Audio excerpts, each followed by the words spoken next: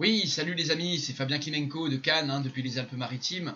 Aujourd'hui, je voulais parler d'un sujet qui me fascine tellement, et puis j'ai aidé tellement de personnes au fil des années sur le plan amoureux, et pour comprendre justement leur cheminement amoureux, leurs relations amoureuses. Et là, finalement, l'astrologie va vous permettre tellement de comprendre des choses sur votre vie amoureuse et sur vous-même, et évidemment comprendre et connaître le type de partenaire ou le partenaire qu'on peut avoir est évidemment dans les cordes d'un astrologue.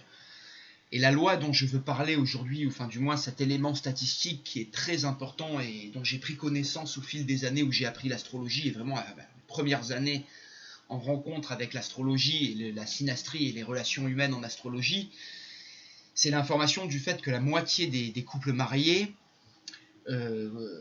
rentrerait dans ce qu'on appelle cette loi des 40 jours, ce que j'appelle la loi des 40 jours entre guillemets en astrologie, en amour.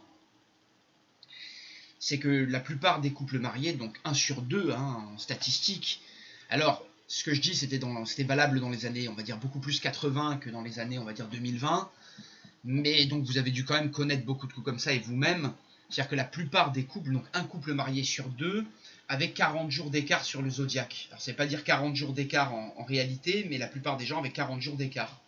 Ça veut dire que dans la réalité, en dépit de l'année où vous êtes né, vous avez 40 jours de différence avec votre compagnon sur le zodiaque. Alors bien sûr, ça ne prend pas compte de l'année, mais juste de différence de jours. Et c'est vrai qu'on voit beaucoup dans la réalité de béliers avec des poissons, de béliers avec des taureaux. On voit beaucoup de scorpions avec des sagittaires ou de scorpions avec des balances. On voit beaucoup de verseaux avec des poissons, avec des capricornes. Et voyez, on retrouve beaucoup de personnes qui ont 40 jours d'écart entre elles, ou plus ou moins. Et du moins, c'est souvent un couple marié sur 2. Donc encore une fois, vous avez dû connaître ce type de configuration. Bien évidemment, ce n'est pas la seule configuration. Si vous êtes un homme, vous réaliserez que souvent, vous avez eu des partenaires qui ont eu le signe de votre lune, votre signe lunaire. Si vous êtes une femme, vous remarquerez que beaucoup d'hommes ont eu votre signe solaire ou votre signe martien. Voilà.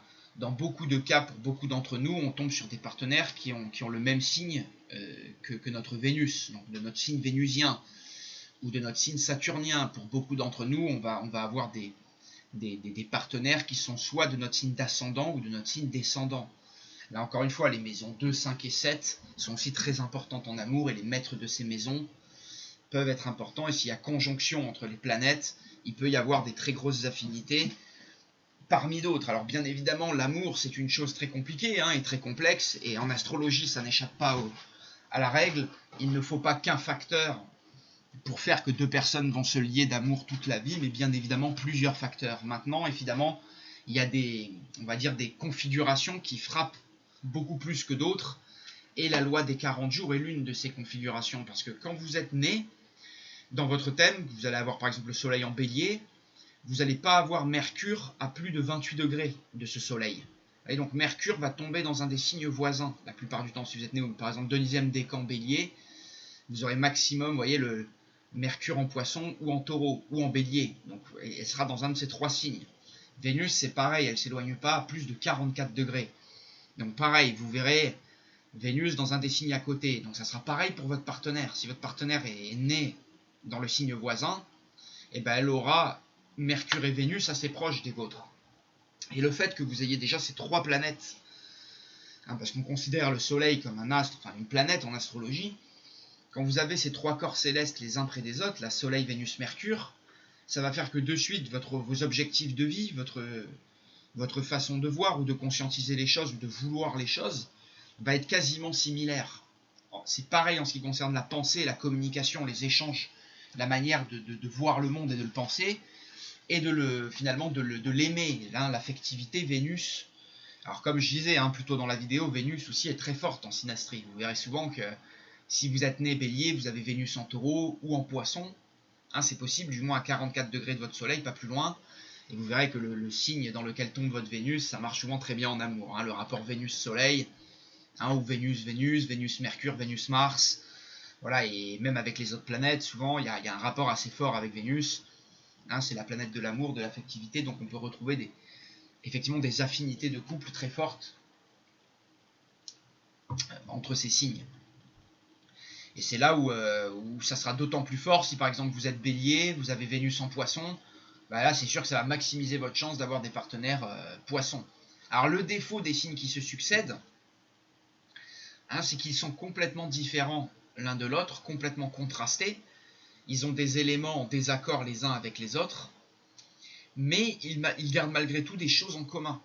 Hein, c'est des signes qui sont, on va dire, complémentaires et contrastés, mais qui peuvent justement par ce contraste se compléter. Hein, et malgré tout, malgré le fait d'avoir beaucoup de contrastes et de choses très différentes, ils gardent des choses en commun.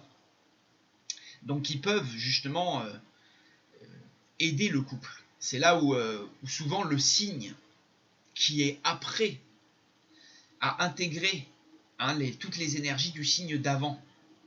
Hein, c'est pour ça par exemple le taureau, il a intégré le côté meneur, le côté naissant, le côté fonceur du bélier. C'est pour ça que lui, il va s'arrêter, il va se poser, il va construire, il va se nourrir, il va s'établir. Une fois qu'on est bien posé, bien établi, bien construit, vous voyez, on part sur le Gémeaux, on s'ouvre à l'environnement, on échange, on communique, on se dédouble. On a cette idée d'enseigner, d'échanger, de raconter des histoires à l'autre. Une fois que tout ça s'est intégré, on va s'enraciner, on va donner naissance, on va construire, on va s'élever en tant que père, en tant que mère. Voilà. Avec le lion aussi, on va s'exprimer et autres, et ainsi de suite. Vous voyez, donc chaque signe a intégré le potentiel du signe précédent. Et c'est là où bien évidemment les couples vont se retrouver. Mais des fois, vous voyez, c'est là où il peut y avoir cette idée du challenge dans le mariage, parce qu'on va souvent passer le reste de notre vie avec un signe qui est totalement différent d'une autre, et vouloir d'une manière totalement différente les choses que nous l'on veut. Alors bien évidemment, il peut y avoir concordance, mais au bout d'un moment et de certaines années, voire de certaines décennies, il peut y avoir un tel contraste que les personnes vont se séparer. Et là, encore une fois, le reste de la synastrie, de la compatibilité de couple, va dire qu'est-ce que l'un et l'autre sont susceptibles de ressentir. Ça, c'est très intéressant. C'est là où bien évidemment, il y a des atouts et des défauts à ces configurations. Alors souvent, le grand atout, comme je l'ai dit, c'est qu'on se retrouve bien. Hein, il y a un complément. Comme on le voit, souvent, l'homme bélier ou la femme bélier, elle va se faire bien refroidir ou tempérer, hein, par un partenaire taureau ou poisson. Donc c'est là où souvent on va dire l'eau du poisson va calmer, hein, le feu du bélier. A contrario, des fois malheureusement, l'eau d'un signe ou la terre d'un signe peut par exemple étouffer le feu d'un autre. Et c'est là où il peut y avoir un effet un peu refroidissant ou étouffant quand justement des éléments sont trop contrastés. Par exemple, là, comme ça je l'ai dit, je vous renvoie à ma vidéo sur les éléments en astrologie et les compatibilités de couple, qui est aussi un grand domaine, hein, de l'étude du couple. C'est les éléments. C'est vrai que si on a des éléments trop contrastés, on va pas s'entendre.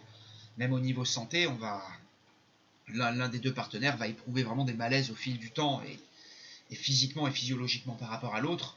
Et c'est vrai que par exemple, un partenaire de feu ou d'air, s'il est avec un partenaire de terre par exemple, il va se sentir étouffé. Un bélier peut se sentir freiné par un taureau, un verseau ou un sagittaire peut se sentir très freiné par un capricorne. Il en est de même qu'un lion ou qu'une balance, elle va se sentir ralentir par une vierge, par exemple. Mais c'est là où, bien sûr, l'un et l'autre vont trouver des ententes communes, par exemple. C'est vrai que le cancer et les lions n'ont rien à voir, mais beaucoup vont s'entendre autour de la famille, des enfants, d'une création, d'une œuvre. Bélier et taureau n'ont pas beaucoup de choses en commun, et c'est souvent un couple d'ailleurs, un duo même pour parents-enfants qui est très compliqué. Et c'est vrai que les deux quand même peuvent construire, peuvent faire naître un projet, il y a cette idée de beaucoup d'énergie dans les deux signes. Et c'est vrai que c'est des signes qui peuvent se battre, qui peuvent créer quelque chose, qui peuvent lutter ensemble, et qui ont on va dire, ce potentiel. Bien évidemment, c'est certain que le taureau risque de paraître trop lent pour le bélier, qui lui va paraître trop agressif, trop violent, pas assez sage, pas assez calme pour le taureau, par exemple. C'est des nombreux exemples comme ça qu'on peut trouver. Et c'est vrai que ça, vous verrez, hein, si vous êtes né, que par exemple vous êtes Capricorne, les partenaires Verseau ou Sagittaire, ça a plutôt bien marché pour vous. Maintenant, vous verrez que c'est deux signes quand même bien en contraste avec vous, par exemple. Le Capricorne est quand même quelqu'un généralement de posé, de sage, de lent, d'assez méfiant en amour, d'assez qui aime la construction, la stabilité, le long terme. Les Verseau et Sagittaire, c'est par exemple deux chantres de la liberté. Et c'est là où ces signes, justement, peuvent amener au Capricorne un peu plus d'ouverture sur le reste du monde, sur les autres, sur certaines idées, peuvent lui donner un certain goût de la liberté, de l'aventure que le Capricorne ne va pas avoir. A contrario, le Capricorne va avoir un effet, on va dire, paternaliste, refroidissant, assagissant, paternalisant. Sur ces deux signes, il va permettre à ces deux signes de se construire et vraiment de se stabiliser, hein, et de trouver beaucoup plus une routine de vie, on va dire, stable et carrée. C'est vrai que la Terre a souvent cet effet, hein, d'amener du carré, d'amener de la stabilité, du concret dans la vie des autres signes. Et c'est vrai qu'on voit que les taureaux ont souvent un effet très stabilisant sur les gémeaux et les béliers. Il en est de même pour les capricornes, comme expliqué, ou les vierges avec les balances et les lions. Ça, on retrouve beaucoup de couples comme ça. Alors ça, c'est l'effet positif, bien évidemment. Mais comme je l'ai dit, et comme on le sait, hein, communément, le mariage est une certaine épreuve, un certain défi, à l'image de s'entendre avec ce signe qui est si différent de nous. Hein, là, encore une fois, je ne parle pas pour tout le monde, mais dans une chance sur deux, et dans un cas sur deux, vous trouverez un partenaire qui a ce rapport avec vous. Et c'est là où, par exemple, beaucoup de signes vont reprocher finalement des défauts aux autres. Hein, c'est vrai qu'on voit beaucoup, par exemple, j'ai vu beaucoup de balances avec des scorpions, et souvent la balance est très légère, hein, elle aime sa vie équilibrée, elle va reprocher au scorpion son côté absolu, torturé, hein, dans le trop, dans l'excès, dans l'extrême même. A contrario, le scorpion va reprocher souvent à la balance d'être trop légère, de pas être assez absolu, assez passionné en amour. Et c'est vrai que le scorpion va reprocher souvent à la balance, ainsi qu'aux autres signes d'air, hein, comme le Verseau ou le Gémeaux, trop de légèreté, trop de finalement de ne pas avoir ce qui va le combler, hein, surtout sur le plan. Parce que le scorpion, il veut vraiment fusionner à 200% avec son partenaire. C'est un signe qui peut avoir justement de grandes difficultés avec les signes d'air, et justement se plaindre d'une certaine forme de légèreté, parce que le scorpion, sur le plan physique et émotionnel et amoureux, il veut vivre des choses à 300%. Donc ça peut être parfois difficile. On trouve beaucoup, par exemple, comme je l'ai dit, de poissons qui vont se plaindre du côté égoïste et trop solitaire, et trop des fois punchy, violent, direct, franc du bélier. Alors que le poisson, c'est vrai qu'il a beau être franc, hein, même si on sait qu'il peut nager entre deux eaux, et pas tous les poissons sont des plus francs, c'est pas le signe le plus franc, mais c'est vraiment le signe le plus dévoué. C'est le signe le plus dans le sacrifice, le plus dans la communion avec le groupe, avec le collectif. Donc c'est vrai que le poisson, lui, qui se plie en quatre pour les autres, qui se sacrifie pour l'autre, bah, il va trouver des fois que le Verseau ou le Bélier ont ce côté trop indépendant, trop égoïste, trop détaché du groupe. Et c'est un reproche que peut faire justement le Bélier ou le Poisson, pardon, à ces deux signes. A contrario, ces deux signes vont reprocher au Poisson, bah, des fois d'être de trop se sacrifier pour les autres, de pas assez justement avoir une identité, une volonté propre, on va dire une capacité à trancher, un peu à se détacher des autres. Et c'est certains qui vont lui reprocher une certaine oisiveté, ou une certaine passivité, ou une certaine lenteur, ou dépendance aux autres. C'est bien possible. Là encore une fois, comme vous voyez, les combinaisons sont assez multiples. Ah, on retrouve quand même, je n'ai pas calculé, mais on a 12 signes, donc pour chaque signe on a deux couples possibles. Vous voyez, on a 24 couples types, et sans compter le rapport homme-femme. Et c'est vrai qu'encore une fois, l'homme et les femmes en astrologie c'est très différent. Mais c'est vrai que la synastrie en astrologie c'est un outil très important.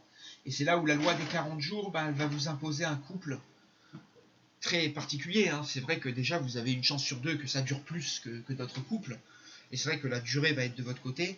Maintenant il peut y avoir d'autres challenges comme évoqué, et c'est vrai qu'en astrologie vous remarquerez que que vous soyez un homme ou une femme, souvent votre partenaire aura votre signe d'ascendant, votre signe du descendant, son soleil tombera dans votre maison 2, dans votre maison 5, pas que, mais c'est possible. Après il y a d'autres configurations possibles, souvent ça sera le signe de votre Vénus, votre partenaire. ou de votre Saturne, hein, c'est possible, ou de votre Mars, ou de votre nœud nord.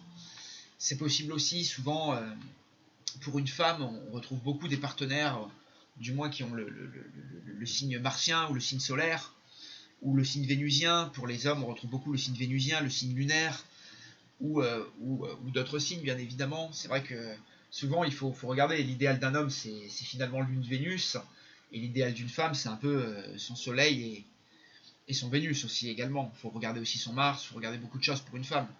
Bien évidemment, tout ça va beaucoup dire ce qu'elle recherche chez un homme et ce qu'elle attend en amour. Voilà, ça ce sont des capacités à mieux connaître votre vie amoureuse. Évidemment, elles sont multiples, mais l'astrologie va beaucoup vous aider. Donc j'espère vous donner plusieurs exemples, mais encore une fois, vous n'aurez pas de mal à en trouver parmi vos proches. J'en suis convaincu, la loi des 40 jours, vous verrez, c'est forcé que vous connaissez plusieurs couples comme ça autour de vous et que vous en avez vu de nombreux. Et même vous, dans votre vie amoureuse, enfin moi je parle personnellement, je suis Sagittaire, et j'ai remarqué que les femmes Scorpions et Capricorne, ça marchait plutôt bien, voilà. Et du moins, j'avais un rapport assez proche, même en amitié, avec ces deux signes, voilà. Donc portez-vous bien, prenez soin de vous, et on en reparle très bientôt. À très bientôt.